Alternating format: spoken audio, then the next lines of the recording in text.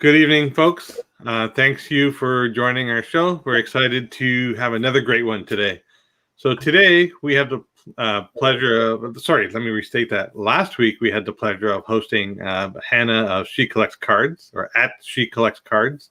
She was kind enough to share with us her inspirational journey into collecting cards, starting her own YouTube channel, and inspiring other female collectors by being a diverse voice in the hobby.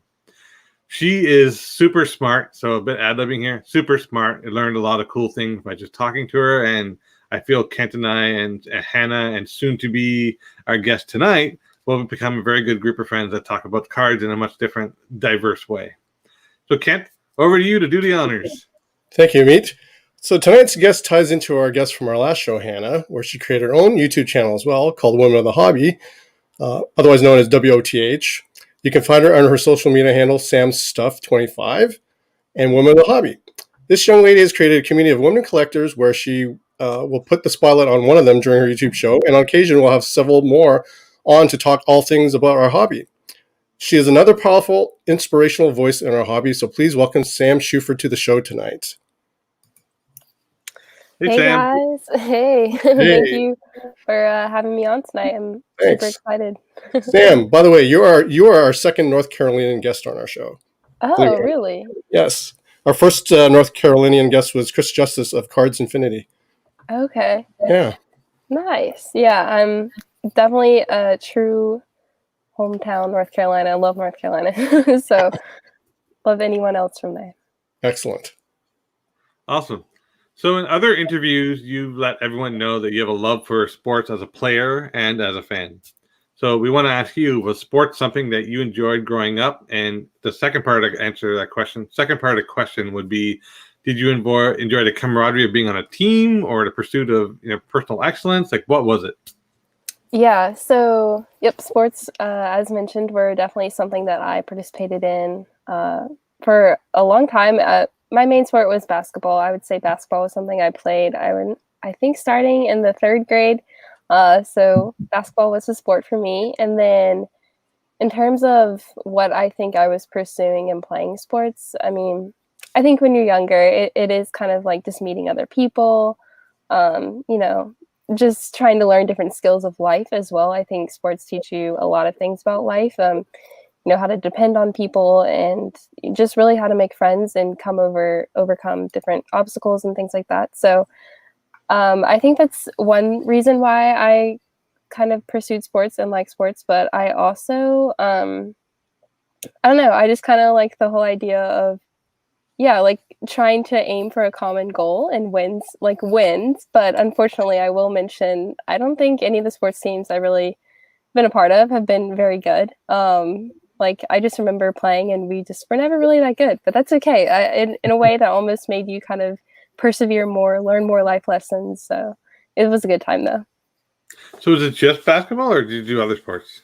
Yeah, so I did soccer for a little bit. But I would say in middle school and high school, I strongly pursued basketball. So that was my main thing. And then I also technically I did cross country and track, but honestly, those are kind of a little bit more individual type sports. So I just kind of did those.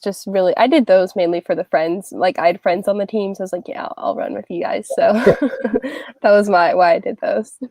It's funny, up here in Canada, we have cross-country skiing. You have cross-country, both you have cross-country skiing and you have cross-country in general. So we have that additional personal. Have you been around snow up north or no? Yeah. So I grew up in Charlotte, and then my parents now live about an hour outside, and so they'll get snow probably like once or twice a year. But then my dad, he went to school in Boone, North Carolina, which is known for like their mountains, like Appalachian Mountains. So yeah, I've seen some snow. Not like, I don't want to say I've seen snow around people who've really seen snow though. So but you get like this much snow. We get global warming, soon it'll be this, but we get a lot. I'm actually from a small town in Newfoundland where we used to get 15 feet of snow and go to school on skidoos and stuff. So it was fun. So now that you've gotten a little bit older, you've graduated. So are you still doing team sports, or like what is your passion right now? Yeah. Well, unfortunately, so I feel like with COVID, it wasn't necessarily possible to do team sports kind of right after I graduated college. But in college, I did participate in a few like intramurals. So I did basketball, I did kickball, and probably I think I did soccer and dodgeball. Just like few, like I feel like when you're in college, intramural sports, it's very easy to get on and just join a team with people you know. But actually, I was able to join 2 kickball leagues post college, so that's been fun. We just had a season that concluded, I want to say 3 weeks ago, and it was a really fun time. That again was probably more so just like team camaraderie, just like getting to Sure. know different people in the city and whatnot. But it was a fun time, and even though kickball, I'm not sure that kickball is like necessarily a sport people collect for for cards, but it's still a sport nonetheless. What is kickball? Sorry, I'm the first time understanding. What is kickball? Kickball is essentially baseball with a really big like gym ball. Essentially, it's a bigger ball that you just like. It's kick. like one of those rubber balls, right? Mhm. Like, yeah, with the texture on it. Does the pitcher kick it to you? They roll you the ball and you kick it. And the thing with kickball, what the league I played in was it was four fouls and you're out. So can't just be kicking forever. But Well, it'd be really hard to miss a ball that size. exactly. Yeah. Okay, I'll have to look this up because it's the first time I've heard the word kickball. I've heard all kinds of sports before, but I've never heard of kickball. When you went to talk about kickball, I started thinking about broom balls. We had this thing where I used to go out in the wintertime with a broom and play broom ball. Okay. It's the most frustrating sport on the planet when you played hockey with a stick and then they give you a broom and say play broom ball. Ugh. What can you do? I was gonna say that reminds me though, for like in college we have like exam breakers, and I was a part of a group and they would hold different exam breakers, and one of them was like I don't know if they called it broom ball, but we had like brooms and we had like we would like what you're saying, essentially like play hockey but inside a small little indoor little room with like slick floors, and it was pretty fun though. It was kind of dangerous, I'm not gonna lie. The brooms broke and that got a little dangerous, but it was good. Well, no one got any splinters, I hope. But there were all sorts of weird sports. Like a broom ball is one that came to my mind. I'm sure there were other ones. We actually had to ban dodgeball for a while because it got way too competitive and violent. So we are like, no more dodgeball. Just want to say quickly hi to a few folks that have joined. So Dennis Lescom Sr., please thank you for joining. You've always been to every show, and I appreciate that. Yannick as well, hello to you. And Bobby Burrell. So just so you know, Sam, Bobby Burrell is a resident historian for hockey. He knows everything to do with hockey history. So he's like the walking encyclopedia. He's actually on the show next after you. Oh wow. And he says kickball is so much fun. And he said, you tell him, Sam. So I'm going to go with democracy here because Kent is shaking his head. You're liking kickball, and Bobby says kickball is good. So I guess it's a good sport. I'll have to check it out. And Dennis says we called it soccer baseball when we were a kid, and I'm 53. Dennis, I'm 47, so I'm not that much younger than you. So don't worry. We all had all sort of screw up sports growing up, and made up sports too. Thank you for educating me on kickball, because now I can't get it out of my head. Yeah, of course. You're gonna have to join a kickball league, Darren. True. Once I get in shape and I actually can not be out of breath chasing my own children, sure, I'll do kickball. I bought a scooter though. I will say that. Yes, you heard that right. A manual scooter. So it's the most fun I ever had with my kids is riding the scooter around town. Speaking of kid, you are your father's daughter, where you have that special bond with your father, and it's a special bond that fathers and daughters have. Was your father an athlete when he was young, and did your father collect cards? So can you talk about that dynamic? Mm-hmm. Yeah, so my dad, he was an athlete, and he definitely was like a strong influence in why I love sports so much. Going back to he was an athlete, so he did like football, basketball.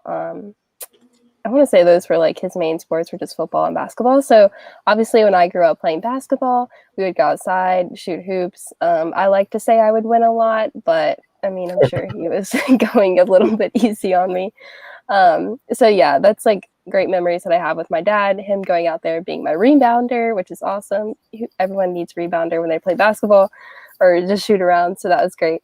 But yeah, I'd say from a young age, like he's kind of always been that person that we'd go out, play basketball, toss the football, just kind of do whatever. And a lot of that too was like related to Sundays. We'd go to the Carolina Panther games pretty much every Sunday that we could make it. We would try and go. So that was great. So we'd hang out with some of his friends that he went to college with.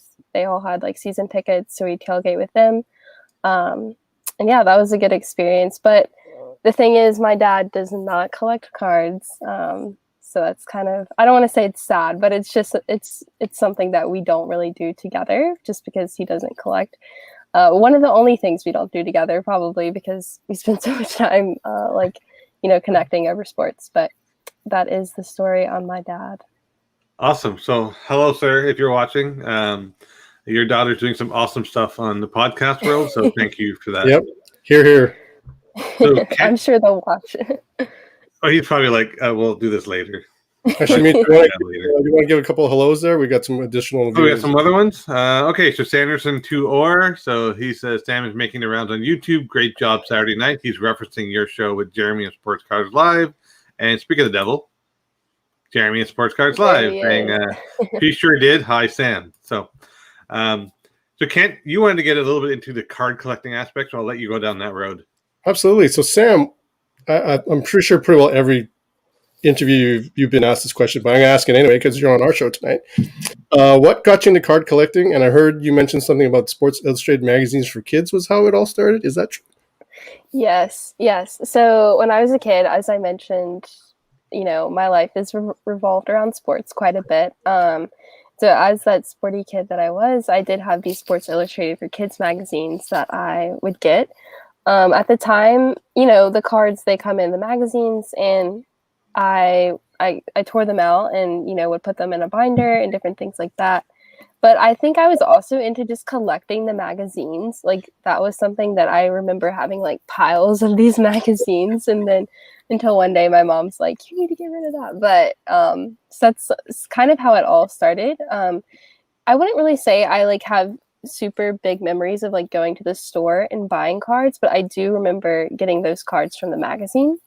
Right. And so from there, I guess I kind of took a break. I feel like everyone's like, oh, I stopped collecting. You just get older, you have other interests and whatnot.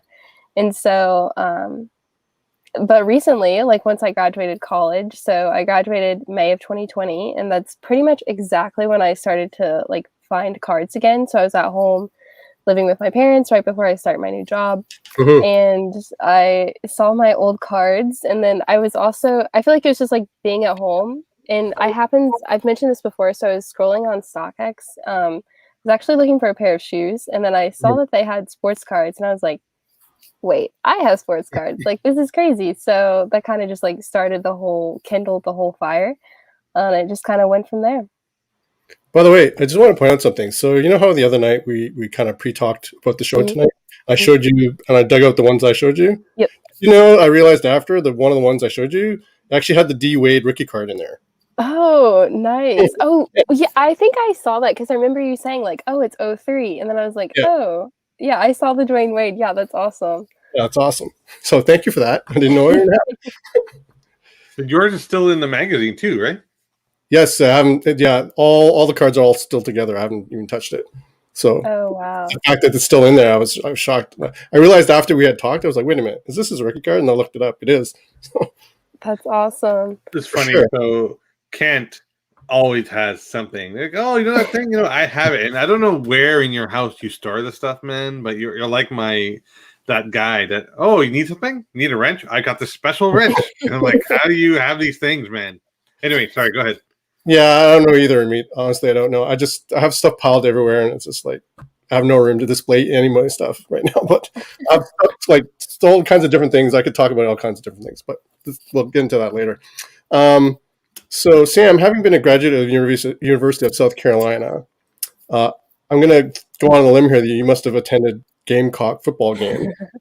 Now, Yes. Now, during the days of the Steve Spurrier days, there was this cool thing that he would do, and that was with the ladies' clinic, where only female fans were invited to attend a clinic, where football coaches and players discussed the X's and O's with female fans only who wanted to understand the game better. Now, do they still continue that tradition while you were there? So I believe they did. I think I remember people posting pictures about that. I'm not sure that they did it like later. Like I remember freshman year, I saw a few people doing it, and not to bring up the other school, but I also knew people did it at Clemson. That was a thing that went on for sure. I saw some people doing that there. But I do think that is something that they did. And yeah, it was just like exactly as you described, an event for women to go. I saw a lot of like girls and their moms going together for that type of event, but I never attended. So I can't personally speak to that, but that is something that they did. And I like how you brought up Steve Spurrier, which I actually like growing up in North Carolina. Right. I was more of like an ACC type of gal. Sure. Yeah. That's kind of, I actually wanted to go to Clemson. That was like a school that I wanted to go to, but I got more like scholarship money to go to South Carolina. So I was like, I'm going to go where the money takes me, and this is where it's taking me. So that was like my whole thing. So I didn't really grow up watching Steve Spurrier, but obviously in South Carolina, he's pretty well known and good legend for sure. So Basically, go ahead. I'm sorry. What was the Clemson Tigers? Yeah, Clemson Tigers. Yes. And so the only reason I know this is the logo. And just for the record, I know nothing about football, like NCAA football. When Kent was asking about Steve Spurrier, I was like just smiling and nodding. Yeah, keep going, because I have no idea what you're talking about. So I'm glad that you two have something to talk about, because I'm just totally left out. Anyways, go ahead. Because, you could have potentially been a Clemson Tiger, and Trevor Lawrence was just drafted number 1. Yes. As the QB out of Clemson. Yep. And like Clemson, like it's unfortunate, but actually in my senior year of high school, they go around, they ask you different questions, quote you in the yearbook, and it's like, where do you want to go to school? And I literally said Clemson, and I was like, oh my gosh, why did I do that? Now it's printed all over, but yeah, so I did want to go to Clemson. My grandpa, he went to Clemson. Yeah, it was really just like the scholarship. I was like, no, I can't do it. It's not worth it. But it was, while I was there, I mean, they won a national championship. I'm sure that was great. But yeah, there's definitely a big rivalry, which is insane, honestly. Yes, I know about the rivalry between Clemson and South Carolina. It goes way back. Mm-hmm. Again, I have no idea what you're talking about. If you're related to hockey, I can tell you everything about the OHL. Never mind. It's okay. Well, actually, that kind of just speaking of South Carolina, we had an indoor hockey like league. It wasn't like on campus. You had to actually drive like 20 minutes away, but it was where our like club hockey team played, the men, and they were actually very good. Like I think they were ranked, like they weren't an official like sponsored college team, but they were like a club team, and they were like pretty competitive. I never went, but I heard their hockey games there were like really fun. It was just at like an iceplex like arena or something, but it was kind of funny. Trying to bring in hockey, trying to include everyone here. I feel as our show is about inclusivity, there you go. They're including me in their conversation. So, anyways, go ahead, Kent. Sure. So using the NCAA football, I'm going to move it up a notch to the NFL. Mm-hmm. So you mentioned that you were a big Carolina Panthers fan. Mm-hmm. And for me, I always love watching Luke Kuechly play, because I thought that guy was just a beast of a linebacker. So who are some of your favorite Carolina Panthers that you collect? Yeah. So Luke Kuechly is number 1. I have many of his cards. I love Luke Kuechly. And ironically enough, the only Panthers jerseys that I've ever had have been defensive players. So Luke Kuechly. Oh, nice. And then I actually, growing up, I really loved Julius Peppers, the defensive end, who sadly he went to Green Bay and Chicago, but he came back to us eventually. So I really like Julius Peppers. Some other Panthers, I generally just kind of like I would say Christian McCaffrey, but sometimes Christian McCaffrey is a little bit not budget friendly, just because he's so much more popular than some of the other players. So yeah, I really like any Panthers card that I see, I try and grab it. And fortunately for me, I feel like the Panthers is a good like budget team to have, like we don't have anyone too amazing. Like we're not going to blow the bank collecting the Panthers. So Do you have any like short printed or high end Keekly cards in your PC? actually probably the best or like most valuable or desirable Luke Kuechly card that I have was actually a gift from someone. Oh, So nice. this person gave this to me, and it's Kuechly's rookie year. It's like a camo auto numbered. I think it's numbered out of like 99. And, like it's numbered, and it's like his camo auto. So it was really awesome. That's probably like one of the best Luke Kuechly cards that I have for sure. That's really cool. That's awesome. So yeah, I'm still working in a way, like I'm really into, so I tried to do a Luke Kuechly mosaic like set. And within mosaic there's a lot of parallels. So Absolutely. that's still coming along, but I got quite a few of those. So some of those are like the numbered one, and like out of mosaic there's like the Genesis, like all those. So I have some of those for Kuechly. And then I'm trying to get a lot of, I think I mentioned this on Jeremy's show, but I really like the cards with the like color match. And so the Carolina Panthers, like a lot of the blues look really good with the cards. So I'm trying to like focus on some of those cards for Panthers players as well. No Cam Newton in your PC? No, I unfortunately, I'm not the biggest Cam person. I had like, I don't want to say a bad experience, but like at the training camp I had like it's in Spartanburg, and it was just like a weird experience where everyone's lined up and waiting for him to like sign autographs and things like that, and he does this little contest with everyone lined up, and it's like who can scream his name the loudest, and that just kind of like rubbed me the wrong way a little bit. Yeah. And then, of course, my side was the side that lost. So that just like extra was like, no, that's not cool. Why would you do that? And so he started at the other end, and I was like, oh my gosh, I'm never going to get his autograph. So that was just kind of, from there on out, I've kind of been like, I don't know. But that kind of reminds me of why I like Luke Kuechly so much is at the training camp. So they hold it in Spartanburg, South Carolina, which is actually only about 45 minutes from where my parents live. So it's a really easy trip for us to go there. And the year after he won Defensive Rookie of the Year, I remember going to the training camp, and he stayed in line from the very beginning. It's like a long hill that they go up and like into the building. He stayed, like he started at the beginning, and he stayed and signed every single person who was there that day. Like awesome. It was crazy. And I think he does that. I'd been a few years later, and he did the same thing. He signs everyone who's there, no matter like how big the line is. And the first year he was super nice, and we were like, oh, can we take a picture? He even stopped to take a picture, like was very nice. On later in the years, he's like, I'm sorry, like I got to get through everyone, like just grab a picture when you can. So he I think he began to realize this is a lot. So we have some comments here. So Bobby Burrell says, can't you stay up late buying all of those sports card channels? So there you go.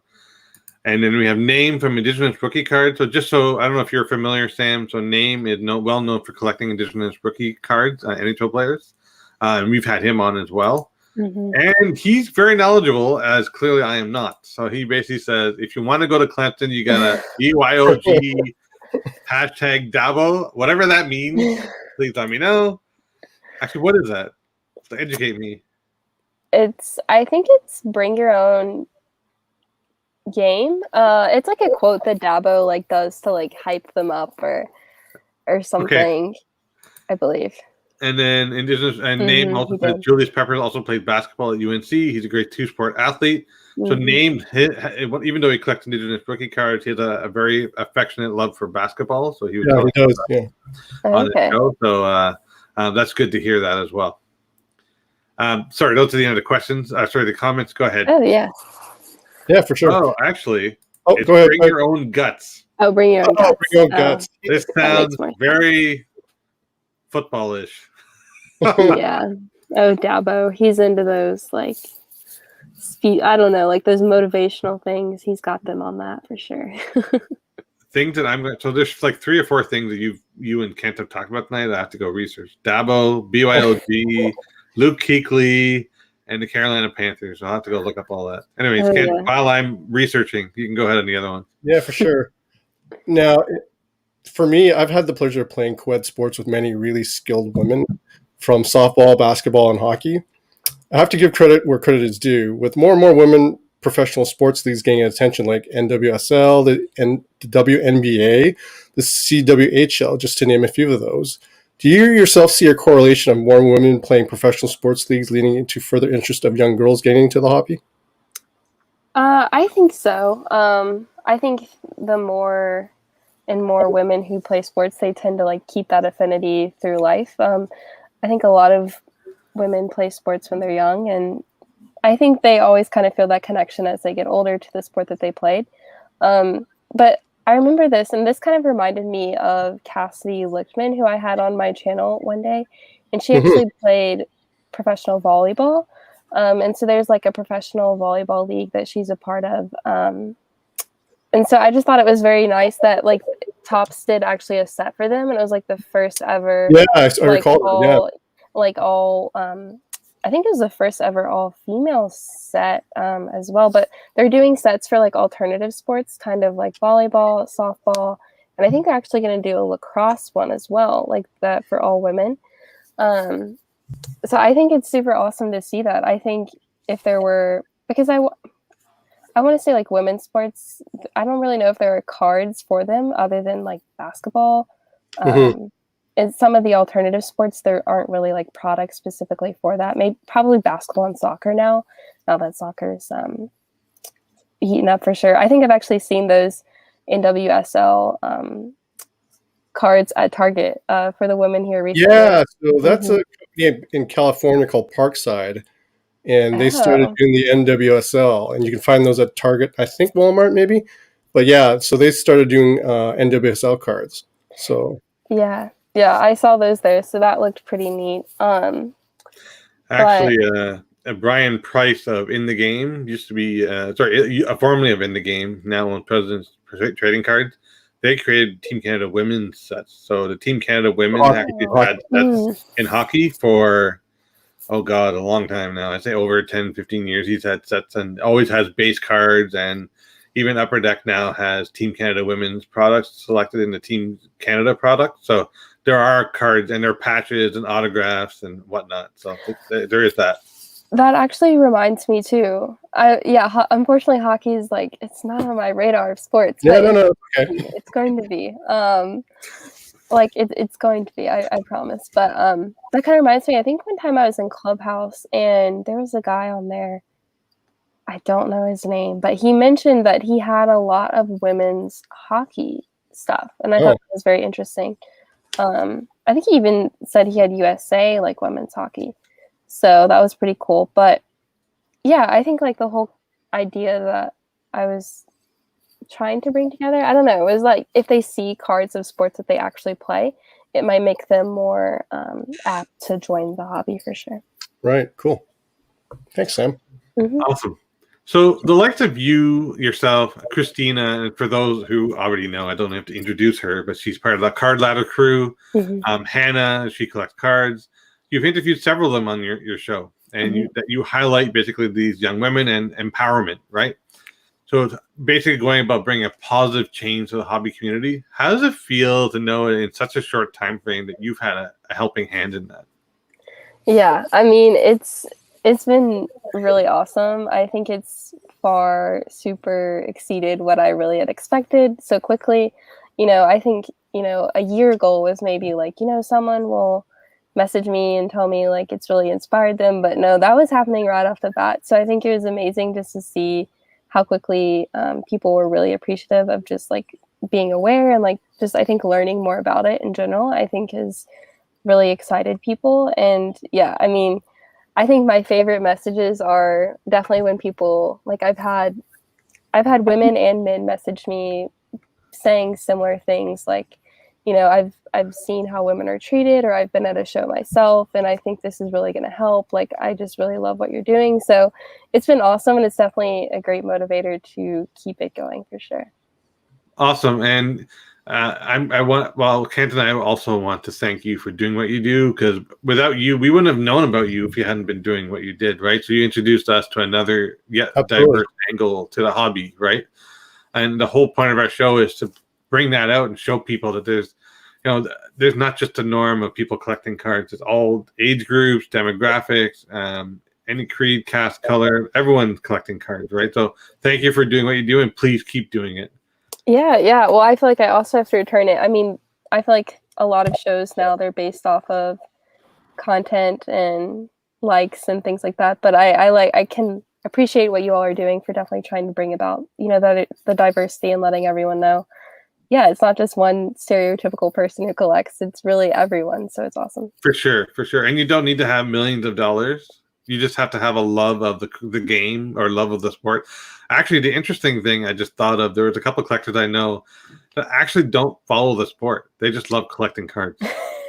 Yeah, they're basketball collectors, and they just like the prisms and stuff. So like, oh, it just looks cool. And then I ask them about what teams they follow. Like, I don't. I just break boxes and that's it. That kind of, like, I'm not gonna lie. Last football season, I feel like I didn't watch as much football because I was busy looking up football cards. So it kind of like, it can take away from your time that you had set aside to watch games when you're trying to research other cards that you might like. So I can kind of relate, but I definitely still try and keep up with it for sure. After 30 years of collecting, I could have a conversation with my wife and still thinking about cards and stuff in the background while talking to my kids.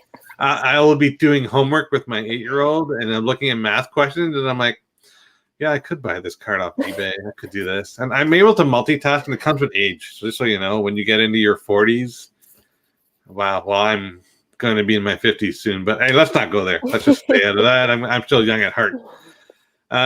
So let me just get track of my questions here. So it's been said that people develop confidence, self-expression, and mutual understanding through creative working groups, shared thoughts, and like-minded community conversations. With WOTH, and do you say WOTH or WOTH? What do you refer to? I don't know yet. Honestly, Hannah, like, she refers to it, I think, as WOTH. But yeah, I'll say WOTH for now. Okay, I'll say WOTH because I don't want to just assume.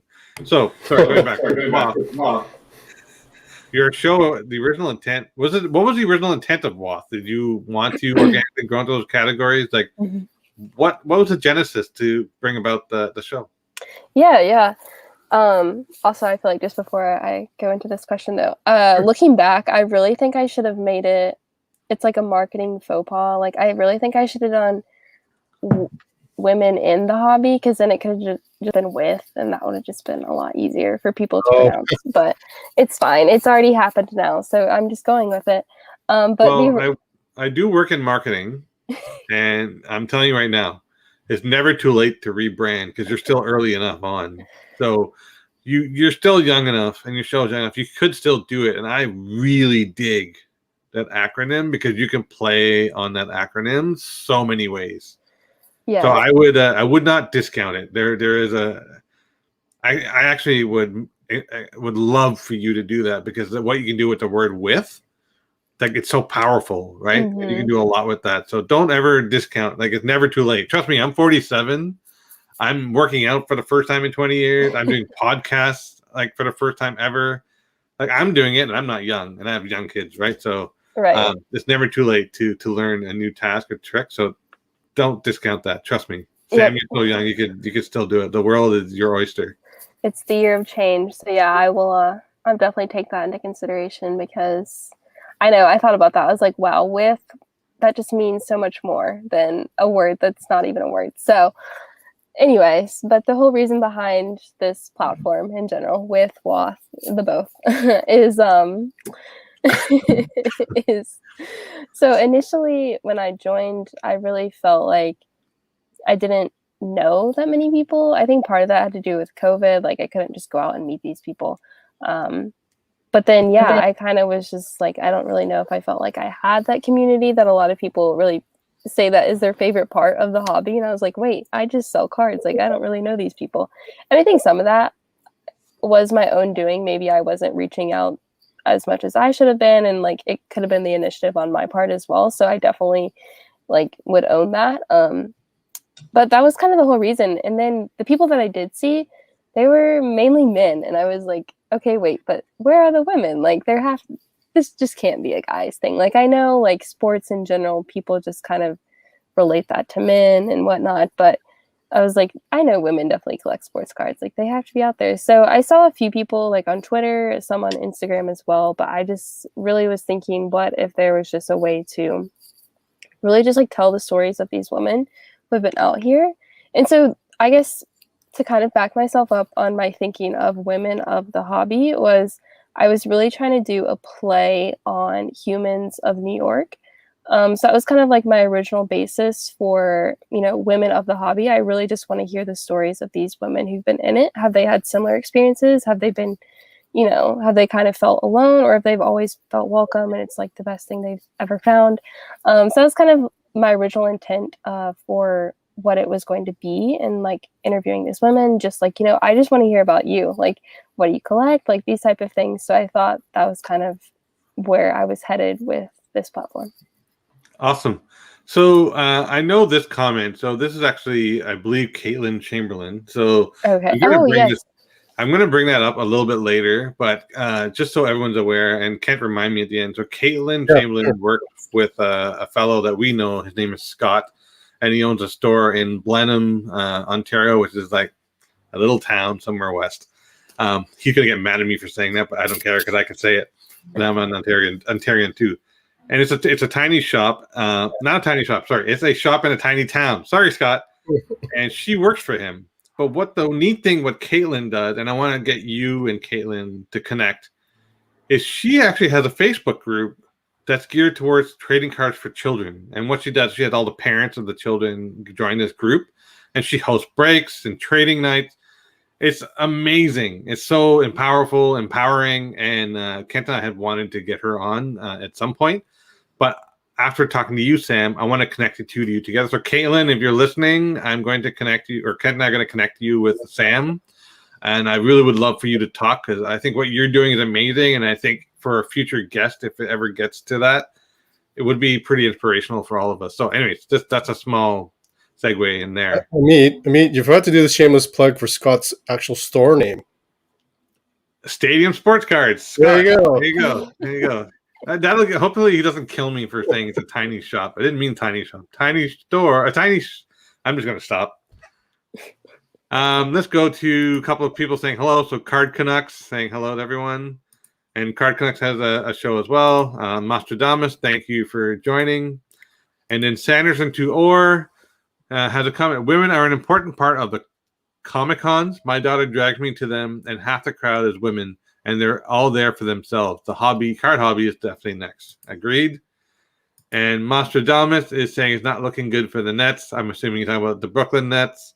And I haven't watched basketball this year ever since my Raptors left, so I'm just not going to go there. It's just, I don't want to talk about basketball. I'm going to try it one more time. Scott's shop in Blenheim, Ontario is a tiny town with a big shop. There, done. I'm done. So our show focuses on diversity, inclusivity, and genuine people such as yourself. You're enabling and empowering more women in the hobby to connect with one another, plus providing a forum for discussions. What's the feedback been like as you connect and make connection with other female collectors? You did touch on it, but I want to take it a little further. So have you heard more feedback regarding that? Like, how have they felt? Yeah. I've heard from female collectors who have definitely reached out and said, thank you so much for this platform. Like, this is exactly what I was looking for. Like, so I used the hashtag like women of the hobby to try and just like, I don't know, just like I was thinking of things, what are people going to search? Women in the hobby, women's sports cards, something like that. Sure. So some people I think have found us through that. And then, I'd say the feedback has been pretty good. I think a lot of people are really looking forward to meeting in person, though. I think that's kind of the next big step. You can only chat so much in person, like on the like different chats and things like that. So I think, there's been good feedback. And one thing that I want to be more open to, I think, as well, is just like getting other people's ideas for how they want this platform to be used, because, I have my own ideas, but I think if people might benefit from something else going on with it as well, it's really an open platform for everyone to kind of have their own ideas of what they want it to be used for as well.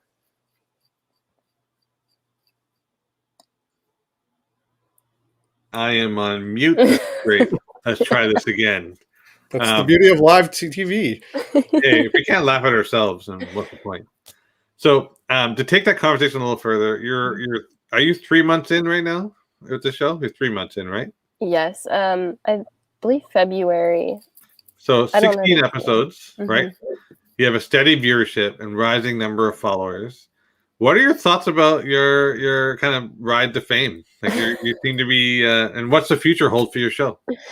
Yeah, so I think that's the thing is, like, I didn't really want to do this more so to be famous for myself, but I really was like, I'm trying to promote these other people.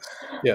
Like, Humans of New York. It's not you don't even really know who the human is behind the camera. It's about the other people.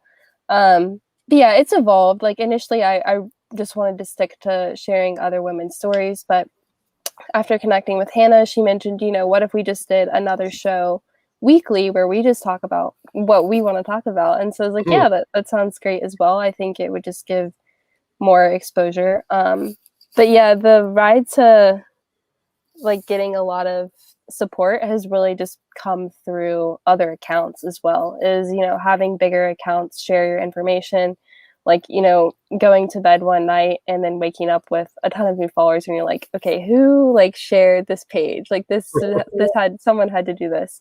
So that's been really amazing, is just having the support of everyone else. And then, yeah, I think in the future, it really is, I think, going to be to just, I don't know, just keep it going, get more ideas for how to kind of like spice it up a little bit. It can get a little monotonous doing the same thing. So having different ideas of things to keep people engaged and interested in what you're doing and the people that you're sharing as well, I think is important. Awesome. I look forward to seeing the evolution of your channel. And if it's called WOTH, I would think it's even better. Can't wait to watch it. I can't wait to watch it with you. Exactly. Exactly. Yeah. So there you go. Kent, I've been talking a lot. I'll let you take over here, buddy. Sure. Thanks. So Sam, as a result of WOTH, and you've been connecting other collectors on your show, what countries have you connected with other female collectors from so far? Yeah. So one of the first guests that I had was Alex, and she's great. I want to talk to her again soon. I've been busy and haven't really done my job of keeping up with people as much, but she is from Australia. So that's super awesome. And then there was another collector that I highlighted for Woman of the Week. She was also from Australia. I think Australia, I guess probably other than Canada, but it's one of the more other like common countries that I hear of people collecting cards. Also probably, I might be a little naive in that. It's probably because they speak English and I'm aware of that, but I'm sure the Asian markets are pretty good as well. Yes. So, so far I've personally only connected with people from Australia, but I've definitely seen Canadian as well. But yeah, I would say the Asian, that's making me think now is, why have I not like seen anyone? But it's probably because, yeah, like maybe I there's like a translation barrier type of thing there, or I don't know, like with their Instagram, I mainly find people through Instagram. So I wonder if just like I'm not able to find their pages or just different. I wouldn't say that. I think it's just a matter of time. I'm sure it's a matter of time. You're going to get subscribers and fellow collectors from Europe, Great Britain. To me, honestly, with the way your show is going, it's just a matter of time. Yeah, well, and I guess technically Hannah, she's from South Korea, so there is an Asian person that I know, even though she doesn't live there. But I mean, speaking of like just different types of diverse women coming in. For sure. There's the Asian population for collecting basketball is tremendously huge. So it's Yes. so I would say, as I know Taiwan, Japan, China, Hong Kong. I know people personally there that collect basketball cards, so the reach is extremely tremendous. Even basketball collectors in the Chinese national teams, like the local teams, there's a huge one. Stephon Marbury was a big star over there, and he's still a big star. Actually, he's like the LeBron James of basketball there, and he has a really good show on Netflix. So check it out. But I digress. He has a heavy Asian collection mentality. So yeah, it's one of the reasons why Panini has done this exclusive in Asia with Tmall. So they'll have Tmall variation boxes there, so exclusively for the Asian market because they realize there is a big population of Asian collectors over there. So Panini's one of the ones that has tapped into that right now. You should add that to your list because there are parallels probably of the players you collect in those Tmall sets. Mm-hmm. Yes. Yeah, but no, the thing about Stephon Marbury, I've also heard I don't know. I'm just gonna assume this is true, but that Yao Ming obviously is a really big influence, and that some people still like people in Asia, they really have a connection to the Rockets just because of Yao Ming's influence there so much. So that's pretty interesting to me. I don't have his I guess American rookie card, but I have a few of his Asian, Chinese rookie cards, which are kind of interesting. So cool. I just kind of like a little bit of the different things. So it's I don't know. I kind of like him. I kind of remember him growing up. I feel like he was one of the when I was in elementary school. I think he was a very popular player. So that kind of takes you back, but. They did a lot of marketing with him in North America. So I don't know if you remember. You might remember this. The commercial where he goes, yo, yow, yo, yow. And that one, I still remember it. And that was a long time ago. And I still remember that commercial night and day. Yeah, I think I remember that as well, honestly. That sounds very familiar, for sure. Yeah. And he was a likable character, too. He was always smiling and bubbly. And he also played. That's also, I believe, why he retired, because he just kept playing. He was on the Chinese national team, then playing NBA. He just wore his body down, or else he would have been around a lot longer. Yeah, definitely. But I guess, so you all are in Canada. So do you all have, what's the furthest connection that you've made through cards? Or, maybe most obscure country or something? So I'll start with mine first. I know you have I have Hong Kong. I have all over the European seaboard. So Russia, Czechoslovakia, Sweden. All through the Eastern. I guess the European countries. Yes, Britain for sure. All the way down to the States. I know a collector in El Salvador. I was surprised to meet him, and it was just through connections, right? It's funny because my hobby friend outside of Kent and maybe a handful of people in the GTA or Toronto area or the Ontario area, all my friends are not in Canada. I have a bunch as far where you are to California, our BC, right?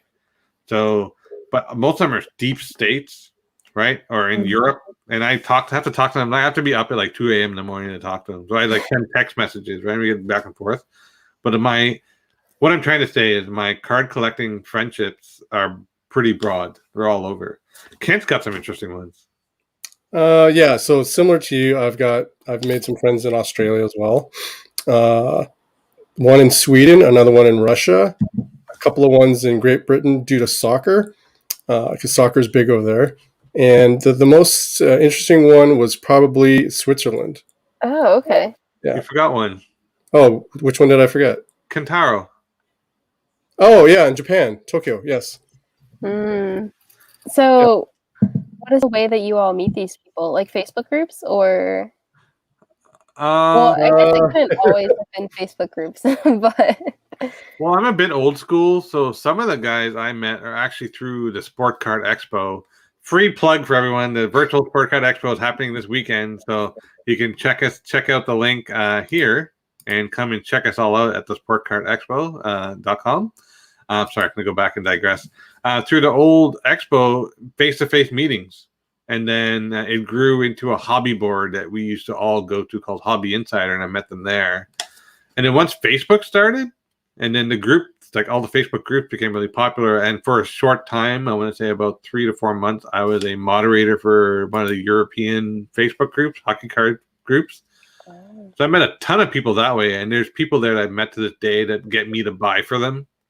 So I'll collect all their cards and I'll send them one shipment of cards so they could save on shipping. So like they'll text me like, can you buy this for me? So it's a lot of it through that. And now only in the last little while, I got into Instagram, I want to say last year. And through Instagram, I've reached out to more people than I've ever reached before. But starting this show, I have met way more people after starting this show than I ever have in the collective 20 years prior. Wow. Yeah. That's awesome. Yeah. Yeah, for me, it was a thing called Breakers TV. So it was like a version of YouTube where group breakers would break. And that's where I made a lot of my connections through that medium, Breakers TV. There's one of my really good friends, Denny Wagner, if he's watching. He was in Pennsylvania, but now he's moved to Maine. That's how I met him.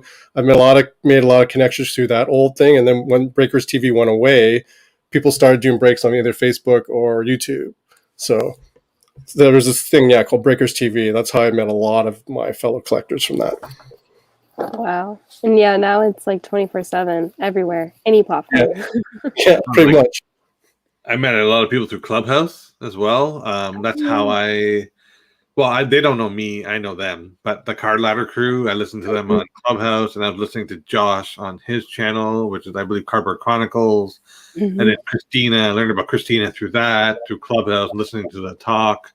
So that's how, like, Clubhouse has been good. I've actually turned off Clubhouse for a little while because it got a little bit overwhelming. I was on there way too much. But yeah, so my reach, especially with COVID, and Sam, I'm sure you found this as well, my reach has expanded exponentially due to the fact that I'm stuck at home and I'm connecting more virtually, right? Actually, and there's a good friend of ours who's watching tonight. His name is Yannick, and we met him through the virtual expo just 2 shows ago, and then he became a friend of ours. So it's really funny how our collecting world, Sam, isn't that big if you think about it. Right. It's a small world. It really is. Like, I feel like it's definitely, I think one of the first things I noticed was it's like the first show that I went to, I just felt like everyone there knew each other. Like, it just was like, okay, these people have been doing this forever. They all know each other. Like, I just got that vibe. Like, you just feel like, okay, they're like, oh yeah, I see him like every so often and blah, blah, blah. So, I mean, I think that's nice, but I think at the same time, it's like, maybe you don't want them to remember everything. So, you know. Well, there was no social media when we were kids. That's true. I would die now if there was.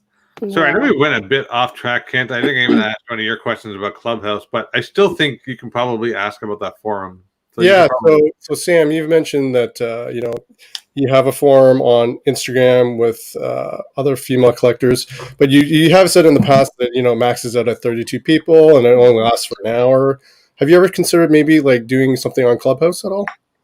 Yeah. So there is like a Clubhouse group that, unfortunately, I feel bad. Like, I just have not been. I have not. Unfortunately for the group, I have not been as active. In going on, and I think I'm not sure if they've held other like sessions while I haven't been there, but I do know, like, I would type out in the private Instagram chat, like, hey, I'm thinking of doing a Clubhouse tonight if you all want to join. And so we did that a few times. Actually, another female, she was in a Clubhouse group, and she reached out to me and was like, I think we should just do one for women to speak. Sometimes I think the men, they just get on the roll, they just keep going. And so she just wanted to have a space for the women to speak and just comment on what they thought. So we did it a few times. I that is something, like, every week I'm like, oh, I'm going to get on, and then I never do. So I'd like to start that back up, just because, obviously, as I mentioned with the Instagram chat, there are different limits, the amount of people you can have.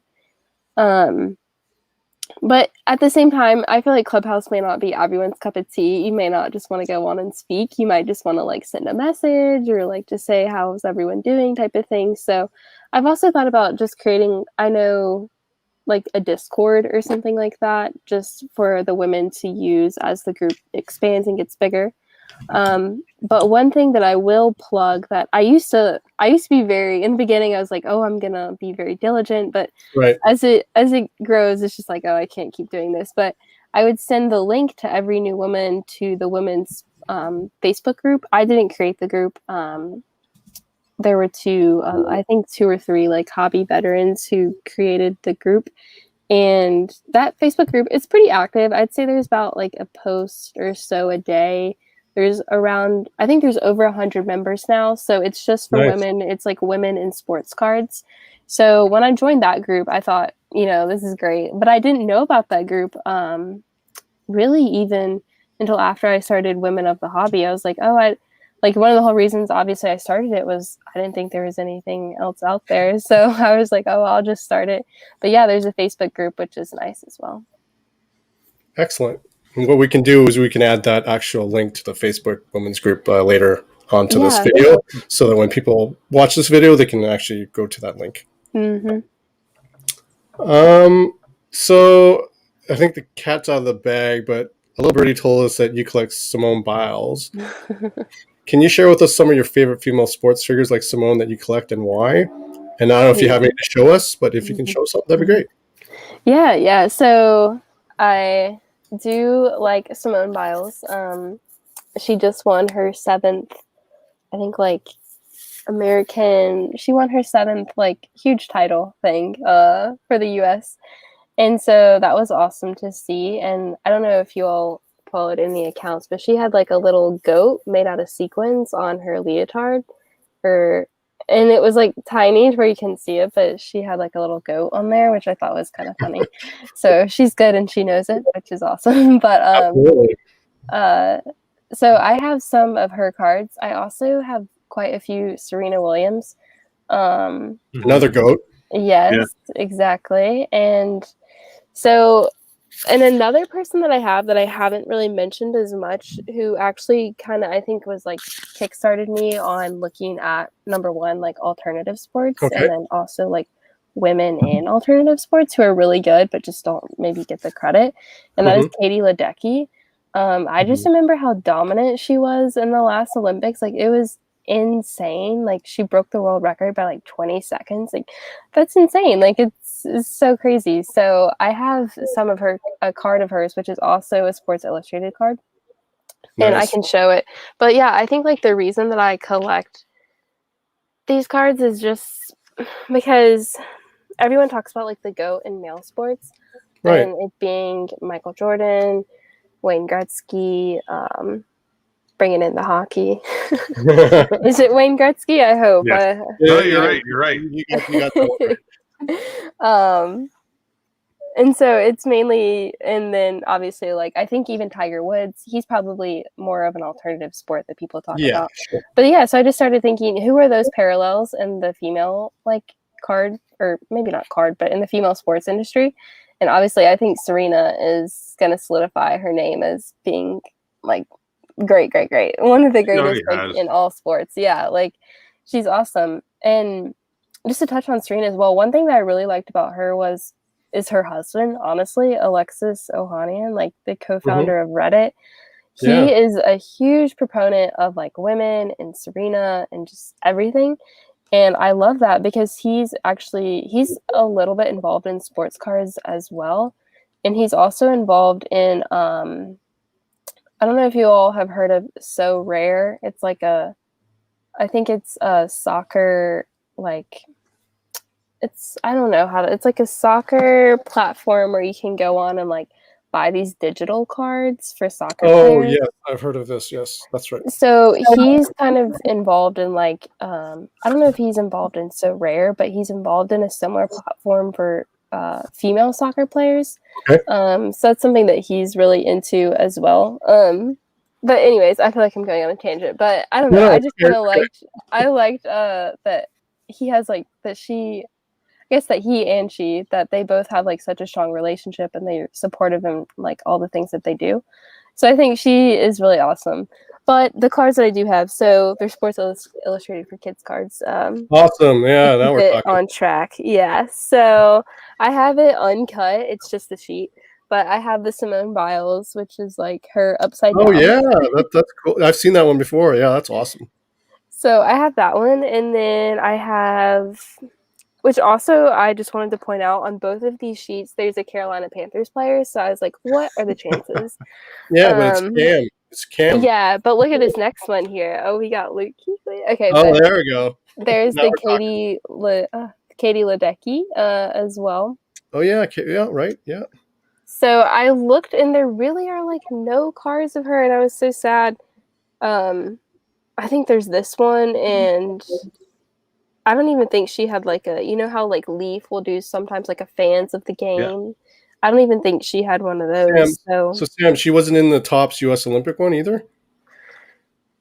For 2016, no. Like Oh, interesting. I don't Oh, think she was, or if she was, like I haven't found any of her cards from that. But yeah, it's kind of You know crazy. what? It's really interesting. Sports Illustrated. So it wasn't until now, and I heard people talk about it before, and I've seen the cards.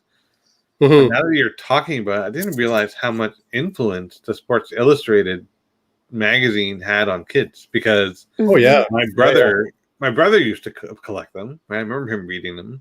You're referencing them, and when you were showing your sheet, I was like, well, there are other what do you call alternative sports on there that are featured that you wouldn't see otherwise, right? So that's actually quite amazing, and that's a really good segue into it. Helped expose you as a young girl to trading cards as well, right? It's really neat. It's really neat.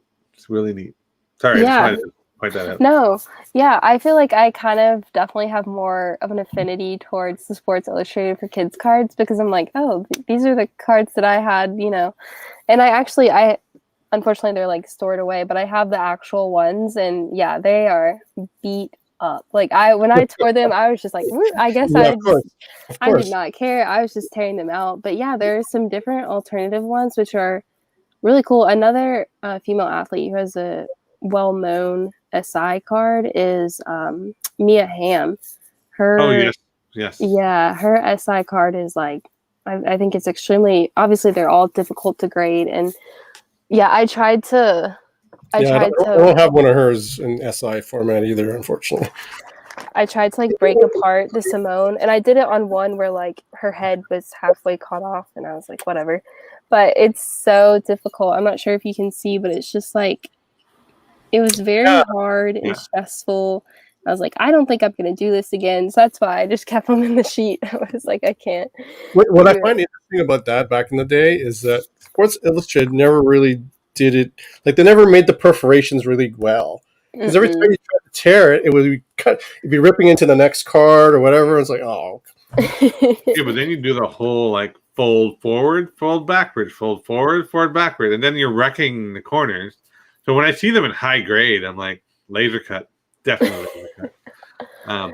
Actually, the one neat thing about Simone Biles is just, so I'm sure it's a well documented story, but what she had to endure and go through as a young athlete makes her even more inspirational. I'm not knowledgeable enough to discuss it, but I've read enough on it, so that in of itself makes me want to collect her cards, because I can't believe that doctor did that thing to so many young women, and it's just not cool. So I appreciate that you collect Simone Biles, but I'm glad that you're bringing that profile up as well. Yeah. Well, and one thing, like, I've been looking at her cards because I have those 2016 tops. I'm going to keep so within the Olympic hopefuls, they have like a gold, a silver, a bronze base, and they even have like a horizontal card. So I have all of those, and I'm going to keep that. But her prices, I don't know what's been happening the past few days. Like, I don't know if someone went in and like bought it all, but I was like, what is happening here? This is insane. So I think people are obviously for the Olympics coming up. So Are they? So they're actually spiking up in price now? Yeah, like, wow. Okay. So I went on Card Talk and I sold some of them because I just had so many. Sure. I was like, I don't need 10 base cards. Like, that's not something that I need. So I sold off some of the base, and I had some bronze as well. But I had quite a few of those that I sold. But yeah, I'm excited now that I have like the whole collection, which is You have the rainbow. It's called a rainbow. yeah, So it's like, yeah.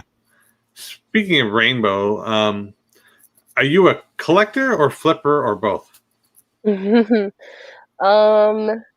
would definitely say that I am collector first, but obviously I have cards that I like to buy in hopes that they go up, and then that I can sell them and buy something that I actually want. So more so the collector first, but then I also dabble in the I don't know. I don't even really want to say flipper, but investor to collect. So, but yeah, so that's mainly what I focus on. Obviously, I mean, I have so many cards that I just buy because I'm like, I don't think anyone else is gonna buy this card. I'm gonna buy it. Like I just have cards that like speak to me like that. I'm like, yep, this is great. And but that's the other thing too is I don't even really think I have. I mean, obviously I have cards and they're worth money, but I think some people's collections, they're so valuable. Like, I just don't even think my collection could really be called an investment because I haven't spent that much money in it yet. So that's just where I'm at still within the hobby. It's still there's a play on the word investment, Yeah, right? So exactly. investment doesn't mean monetarily everything, right? A financial investment. You're having an investment of your love and enjoyment, right? So you're investing your time for that. So I say you do have an investment in your cards. Some people like to attach a dollar figure to it. You don't necessarily do that. So that qualifies you as a collector more than a flipper. In terms of what you just said about, saving some cards, how they go up in value, anybody in this hobby who says they don't do that is lying to their face, because at some point in the day they're like, if I could just flip that card, they're gonna do it, right? It's just natural. Some people prefer to do it more full-time, which to me would be more stressful, but at the end of the day, we're collectors. We have a minor in flipping. Everyone does, right? Caitlin is going to reach out to you. I'm talking to her on the side while talking to you, and she suggested a product that you may like. I'm going to just tell you what it is, which is Goodwin Champions from Upper Deck. That has a lot of alternative sports. Anyways, I'll let you two connect after, and we'll exchange your emails. So what advice would you give to young girls, or actually females in general, who want to get into the hobby for the first time? Yeah. Someone actually they found my Twitter, which I mentioned before I don't use as much as I used to, and they were like, "What advice do you have?" Like, I just kind of got back in, and like I'm looking to, really meet people, and I see what you're doing. So I'm probably gonna say what I told her, and it's kind of something I touched on before. Is I think in the beginning I didn't make the effort on my end to really go out and form those relationships with people. I kind of was just expecting people to, buy cards from me, and I'll buy cards from you.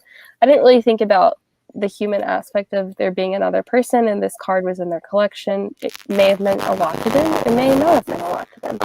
So it's kind of something that I think is kind of taking that initiative yourself to start those relationships. And if you see a card someone likes, or they're like, "Hey, I just picked up this card," you may not know them. I feel like the hobby is kind of known for just like commenting on random people's pictures that you may not have ever seen a picture of the actual face.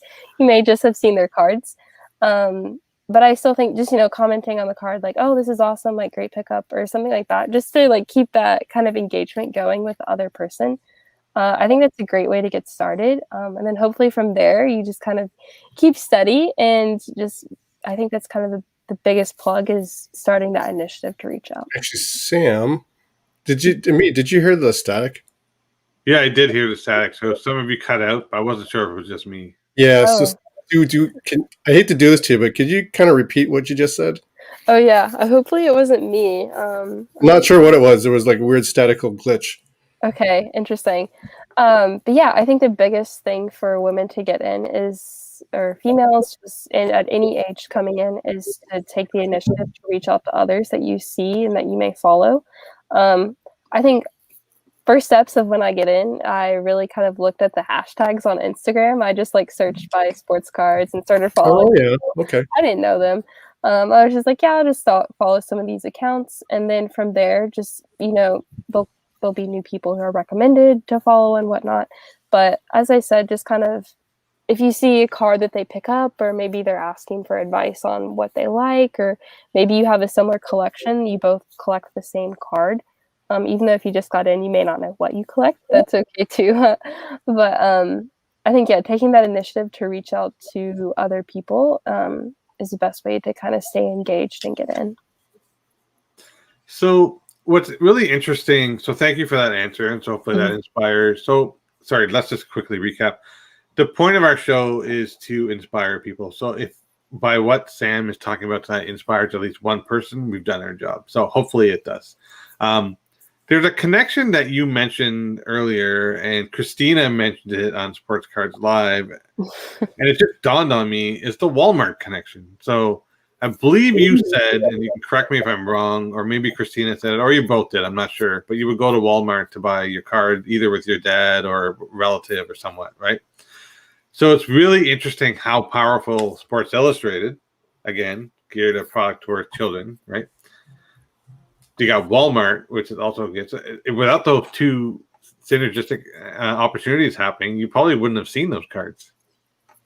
Right, so it's actually, as much as we all have disdain for Walmart selling retail wax, you're a prime example of how those two mediums reached out to you, right? So a lot of people are like, well, how do we get cards in the hand of kids? Well, there's two very successful attempts at it, right? So don't knock it. Yeah, don't knock it. Would you like to maybe chat on that or comment on that? Yeah, definitely. I think when I first started, it was like May, June, this time last year. And yeah, Walmart was the first place that I went to. And I mean, I think, yeah, you can't really knock what it's doing. I think it's unfortunate that a lot of people just kind of, you know, maybe they took it for granted, so to speak. I think that happened here recently. Some people were like, oh, let's just go to Walmart and buy sports cards. Well, what happens one day when they're not going to sell anymore? What are you going to do? So, I think it's a good place for entry level people for sure to go in and just get some type of taste of what it's like. I think that area of like buying retail is definitely going to come back. I think, some people, they have a bad taste in their mouth from it, and they may not like what's going on. But I do think that will come back, and it may not be in the way it used to be, but I think it'll be available, and I think that will kind of help kind of grow it as well. I mean, as you said, like new people, that's kind of their first instinct, or it was my first instinct, I'm going to go to Walmart and buy cards. And it's unfortunate that may not be available right now, but I do think hopefully in the future it can help other people get in. Awesome. So I know we only wanted to go to about an hour. It's about an hour and 12 minutes, and I know you work and I have kids, and Kent's probably tired as well. We're going to wrap this up really soon. So just before we wrap up, I'd like you to stay behind. While we wrap up, stay behind. We'll just have a couple of last-minute chats and stuff. First, I want to just tell everyone that, again, please sign up for the virtual Sport Card Expo. Kent and I will be there. A lot of people have been talking about it, so we really want to see you, and we can talk to you live. It's a lot like this. And we have our cards ready to rock and roll. And if you can ever come in the future, Sam, please do. We have Bobby Burrell coming on June 22nd. So Bobby Burrell has a new book. And so those who aren't aware, Bobby is the hockey historian. Knows everything about hockey and history and cards. He's got a new app and book coming out, so we'll talk about that. So my favorite part of the show is coming up, where I ask every guest this question, and we asked you when we did our pre-taping or pre-discussion. So I want to know if you had some time to think about it. So I'd like to know, what inspires you? I actually forgot about this question, but that's okay. I remember when you first asked me, I thought I had a good answer, an answer. I don't know if it's good. But I think what inspires me is seeing people grow within themselves. And I think that's something that I kind of push for myself a lot is, I want to challenge myself and see myself do things that I never really thought I would do. And so when I see that in others and I see them maybe have a different mindset, maybe it's growth of them physically, mentally, whatever it may be, I think that's awesome. And I think that's super inspiring just to see people do things that they didn't think they could do, or maybe they did, but they just needed more push. So I think growth is something that inspires me. Thank you very much for your answer. And as always, Kent and I, our biggest modus operandi with this is to inspire people. So I really appreciate you coming on, Sam. You've inspired us. I think we're going to be lifelong friends, and we'll have you on again in the future, and definitely, keep in touch. I can't wait to see how your channel grows. I highly, highly recommend from an advertising marketing background that you should probably look at rebranding. I think it'll go a long way. I will be first in line to buy a shirt with that on it. I'm telling you right now. So you've got a customer here. Keep up what you're doing, be inspirational, and keep spreading the love of the hobby to everyone in your circles. And I hope it expands and grows to bigger and better things in the future. Kent, would you like to end off with anything? Yeah, I just want to share the same sentiments. Keep doing what you're doing. The younger generation like yourself are our future and important to the hobby's continued growth. So, Sam, keep going at it. Keep going at it. Yes. Thank you, guys. Yep, thank you for having me on. And obviously, I am a fan of what you all are doing because it's different, and I think it's important as well. Thank you. Awesome. So we're going to say goodbye to Dennis. Dennis says, great show as always. Thank you, Dennis, for watching. Thank you, Dennis. Bobby Burrell also says, thanks, Sam. It's a great show. Thanks, Bobby. Thank you, Bobby. For all of those who've joined on Facebook and on YouTube, thank you for watching. And the podcasters will upload this at the end of the night, so you can actually watch this. We're going to end the show now. Sam, hang out there for a second. Cheers, folks. All right. Good night, everybody.